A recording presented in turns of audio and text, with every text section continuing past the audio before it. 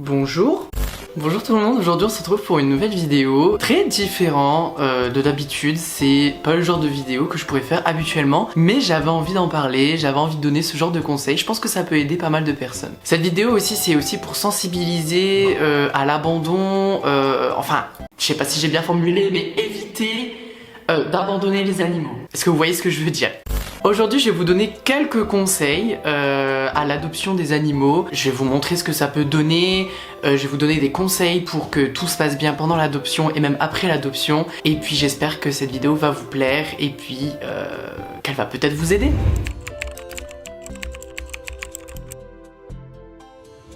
Je vais aussi en profiter pour vous présenter ma nouvelle chienne. Oui, elle s'appelle Vicky. Voilà, un petit spitz nain. Donc voilà, ce qui fait que à la maison maintenant on a 2 chiens et 2 chats. La boucle est bouclée, j'ai envie de vous dire. Enfin bref, la vidéo va se diviser du coup en 3 parties. Donc c'est avant l'adoption, pendant l'adoption, puis après l'adoption. J'ai mes petites notes sur mon téléphone et puis on va commencer avec la vidéo. Alors, avant l'adoption, il faut aussi se poser les bonnes questions. Comment est-ce qu'on adopte un animal du coup? Le conseil que je peux vous donner, c'est de vous tourner plutôt vers des refuges, vers des associations comme la SPA ou ce genre de choses, parce qu'il y a des animaux qui attendent du coup d'être adoptés. Je pense que c'est le choix le plus éthique à faire, même si ça peut paraître compliqué pour certains, par exemple qu'ils habitent trop loin d'un refuge, de la SPA. Je pense que du coup le choix le plus éthique, c'est de choisir en association ou avec des refuges, avec des animaux qui attendent que d'être adoptés, bien sûr. En fait, il faut que vous fassiez le choix le plus avantageux et le plus éthique pour vous en ce qui concerne l'adoption d'un animal, que ce soit un chat, un chien, un lapin, tout ce que vous voulez. Vous devriez aussi vous renseigner sur l'endroit où vous allez adopter. Bon, en général, les associations ou la SPA, en soi, ce sont de très bons endroits pour pouvoir du coup aller adopter un animal. Mais si vous faites le choix d'aller adopter en refuge ou par des éleveurs,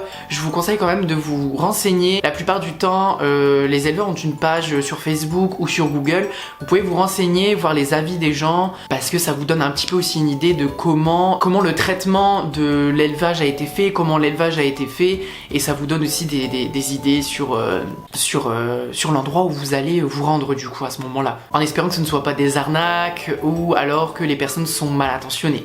C'est ça que je veux dire. Ensuite, vous devez aussi peser le pour et le contre. Par exemple, moi je pense que vous devez d'abord vous projeter avec l'animal. Est-ce que ça va vous apporter des contraintes ou des avantages? On rappelle ici, le but c'est de ne pas abandonner les animaux. Vous pouvez aussi vous poser des questions sur l'aspect financier. Est-ce que sur un long terme, vous allez pouvoir vous en occuper? Forcément, les animaux ont des besoins. Et donc du coup, ça me fait rire parce que je viens de la voir qu'elle était là-bas.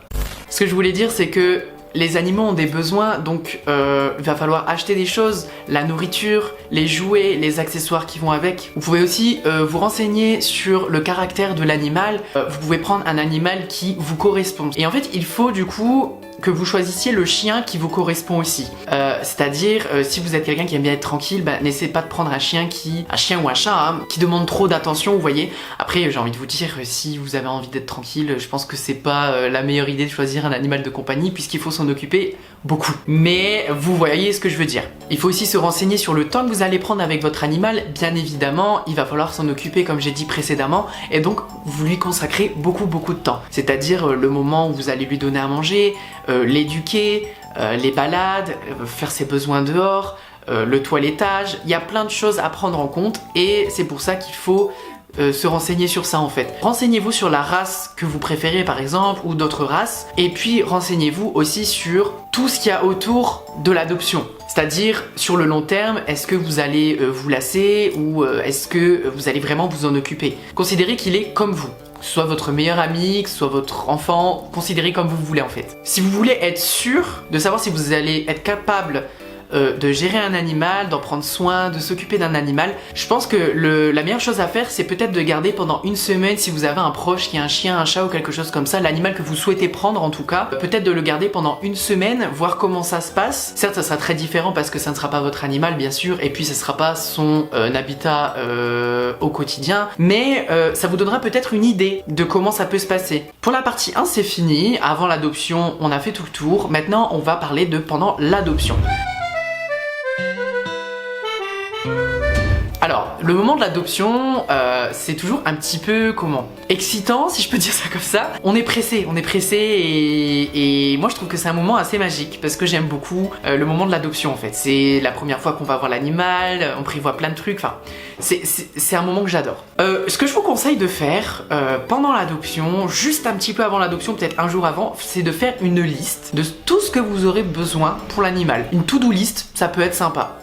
Par exemple, les gamelles, les jouets, la nourriture, la laisse, le harnais, si vous voulez lui acheter, enfin si vous êtes vraiment très gaga, lui acheter des jouets, des vêtements, tous des trucs comme ça, enfin plein de trucs comme ça, et je pense que au moins vous avez un budget fixé, vous vous dites voilà il me faut ça, et vous êtes prêt pour adopter l'animal chez vous. Ensuite, au moment où vous avez du coup l'animal et qui va entrer chez vous, surtout laissez-lui découvrir la maison, c'est important. En fait, ça va être sa maison aussi à lui. C'est comme vous quand vous allez entrer dans votre maison pour la première fois, vous allez découvrir, vous allez placer des meubles, tout ça. Et ben pour l'animal c'est la même chose.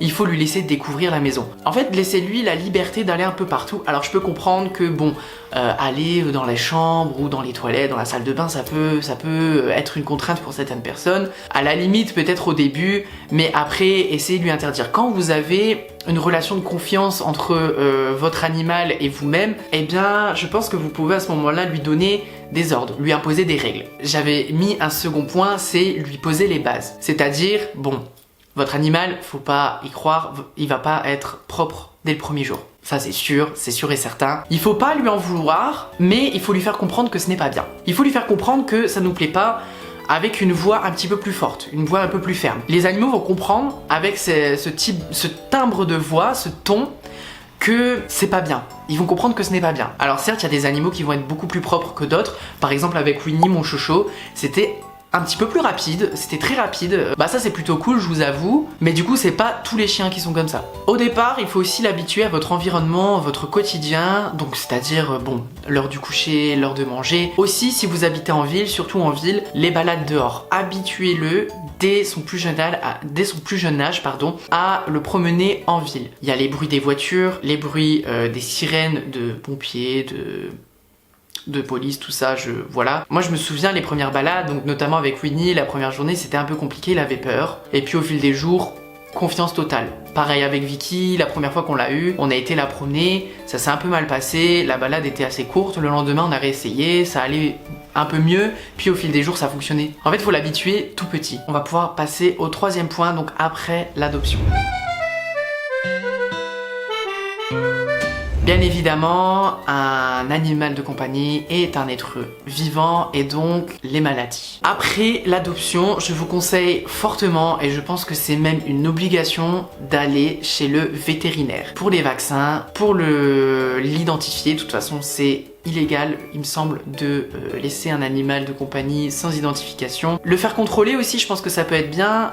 En général, de toute façon, quand vous allez faire les vaccins chez les vétos, ils regardent un petit peu, ils font un check-up pour voir si l'animal est en bonne santé. Après l'adoption, il faut aussi prendre soin de lui. Il faut pas se lasser des premiers jours. Forcément, on veut toujours être avec l'animal dès les premiers jours, mais il faut continuer aussi. Il faut que ce soit dans le temps. Par exemple, les animaux ont besoin d'être promenés tous les jours.